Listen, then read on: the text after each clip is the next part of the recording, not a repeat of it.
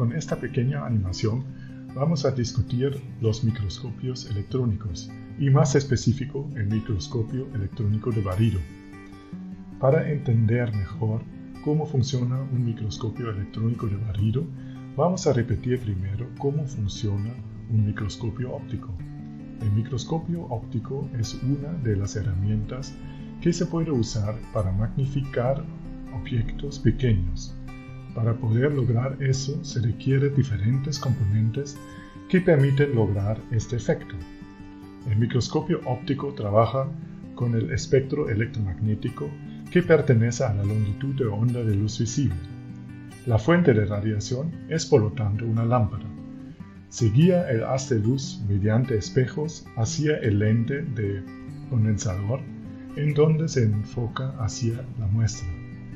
Los lentes objetivos y el lente del ocular crean el efecto de magnificación de la imagen. La muestra se encuentra en una posición en donde la luz puede pasar la muestra. En este caso, se habla de una medición en transmisión. También es posible medir en reflexión. En este caso, ambos, la fuente de luz y el sistema óptico, se encuentran encima de la muestra. El haz de luz traspasa la muestra así como el sistema óptico y de esa forma se obtiene una imagen con una magnificación de la muestra.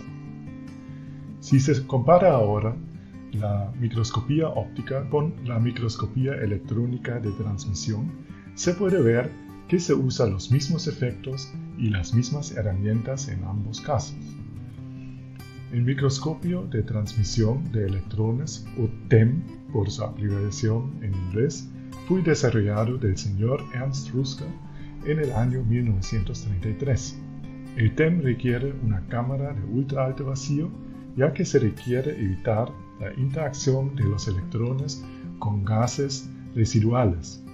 Se requiere una fuente de electrones, cuales se acelera en un campo eléctrico y diferentes lentes electromagnéticos para formar el haz de electrones y de esa forma obtener la magnificación. Por lo tanto, al igual como en un microscopio óptico, se tiene la lente de ocular, lentes objetivas que forman el haz que traspasa la muestra. Como fuente de haz de electrones se usa un cátodo, que puede ser un filamento de tungsteno, un monocristal de hexaboruro de lantano o un cátodo de emisión de campo.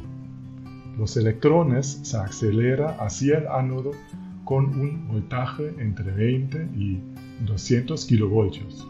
Los electrones traspasan un agujero en el ánodo y por las lentes electromagnéticas se dirigen a través de la muestra y el lente de proyección hacia una pantalla donde se forma la imagen.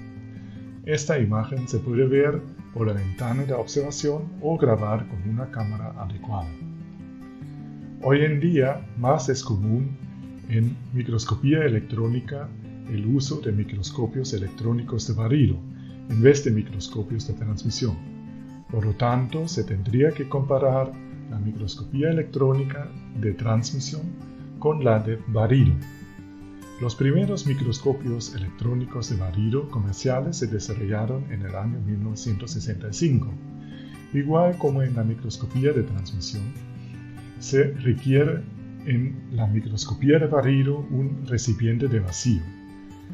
De nuevo, se requiere la fuente de electrones, lentes electromagnéticas para formar y dirigir el haz de electrones, así como un sistema de detección del haz. Se usa diferentes detectores para medir la interacción del haz de electrones con la muestra y así se obtiene una imagen magnificada de la superficie.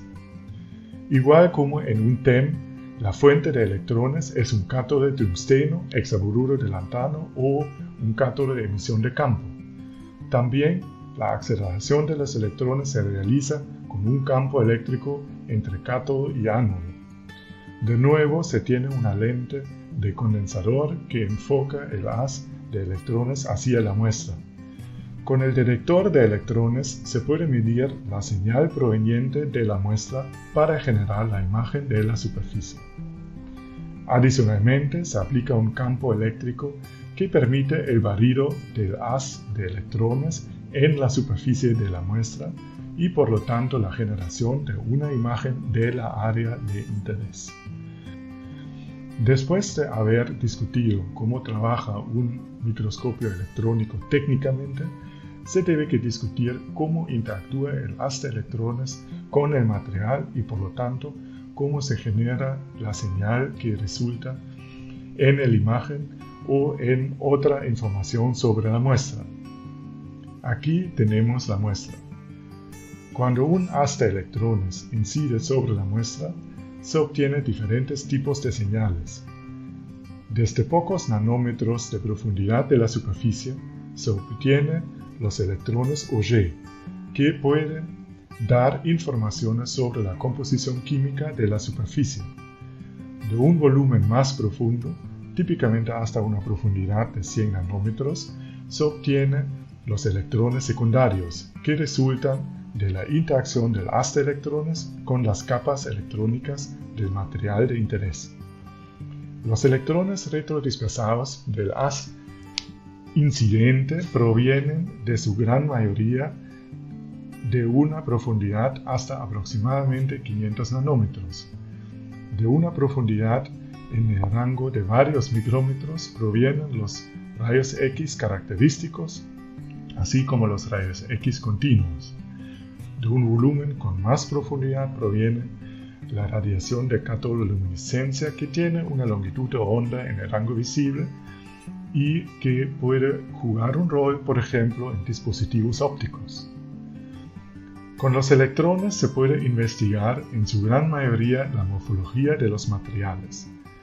Por otro lado, los electrones retrodispersados permiten la investigación de la composición, ya que la intensidad de esos electrones depende de la densidad del material que se investiga. Adicionalmente, permite también la investigación de la morfología.